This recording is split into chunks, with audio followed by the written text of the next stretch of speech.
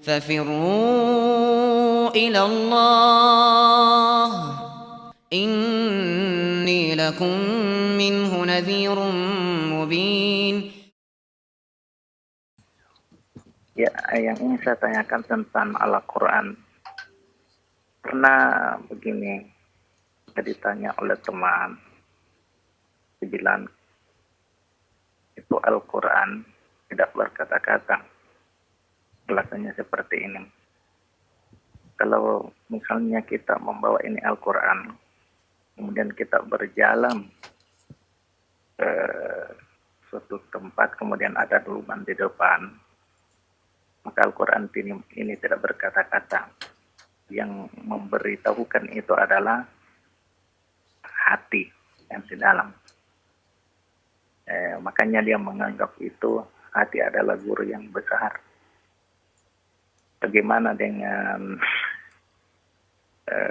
hal seperti ini? Apakah memang Al-Quran tidak berkata-kata? Itu hanya mungkin kekeluruan dari pendapat saya punya teman. Yang kedua pertanyaan saya adalah tentang Baitullah.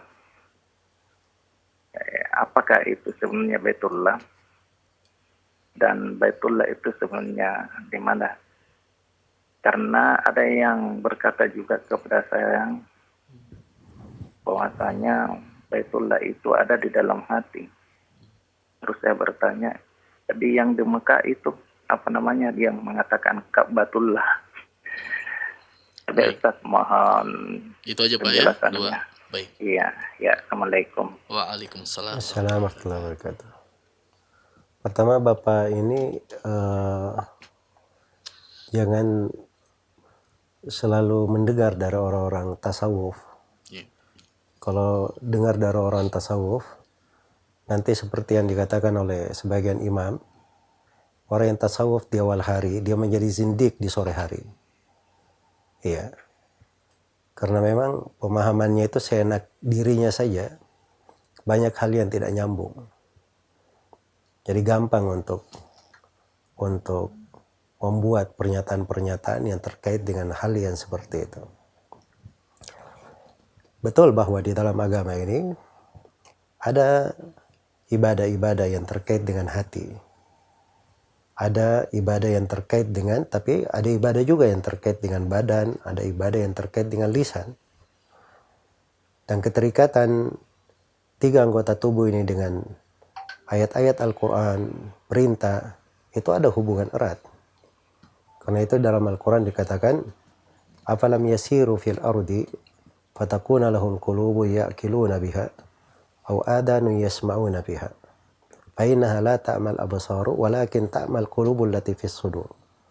Tidakkah mereka berjalan di atas muka bumi, kemudian mereka memiliki hati-hati yang mereka berakal dengannya, ya, dan mereka memiliki telinga-telinga, mereka mendengar dengannya.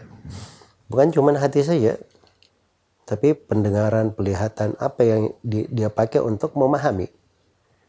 Ya, sesungguhnya hal tersebut tidak membutakan pandangan mata yang berada di kepala, tapi membenarkan hati-hati yang berada di dalam dada kalau seorang tidak melakukannya. Iya. Dan memang hati itu sumber dari cahaya, tapi cahaya itu berasal dari apa yang dia pahami dari ilmu, dari Al-Quran. Ya. Karena itu siapa yang dilapangkan oleh Allah dadanya, disitulah sebab dia hidayah, mendapat dia hidayah. Afaman syarahallahu sadrahu lil Islam fahuwa ala nurin min rabbih.